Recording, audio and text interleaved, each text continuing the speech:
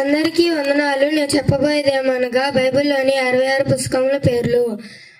పాత నిబంధన ఆది కాండము, నిర్గమాకాండము, లేవియాకాండము, సంఖ్యాకాండము, ద్వితీయోపదేశ కాండము, యెహోషువ, న్యాయాధిపతులు, రూతు, సమూయేలు మొదటి గ్రంథము, సమూయేలు రెండవ గ్రంథము, రాజులు మొదటి గ్రంథము, రాజులు రెండవ గ్రంథము, దినవృత్తాంతులు మొదటి గ్రంథము, దినవృత్తాంతులు రెండవ గ్రంథము, ఎజ్రా, నెహమ్యా, ఎస్తేరు, ఏబు గ్రంథము, కీర్తనలు, సామెతలు, ప్రసంగి, పరమగీతములు, యెషయా గ్రంథము, యెర్మీయా, విలాప వాక్యములు, దానియేలు, హోషేయ, యోవేలు, ఆమోసు, ఓబద్య, యోనా, మీకా, నహూము, హబాకుకు, జఫన్యా, జకర్యా, హగ్గయి, మలాకి.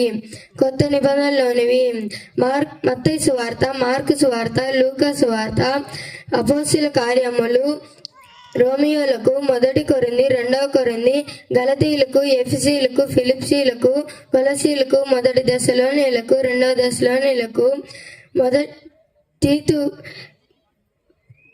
మొదటి తిమోతికి, రెండవ తిమోతికి, తీతుకు, హెబ్రీయులకు, ఫిలెమోనుకు, మొదటి పేతురు, రెండవ పేతురు, మొదటి యోహాను, రెండవ యోహాను, మూడవ యోహాను, యూదా ప్రకటన గ్రంథం. ఈ అవకాశం ఇచ్చిన వారికి వందనములు.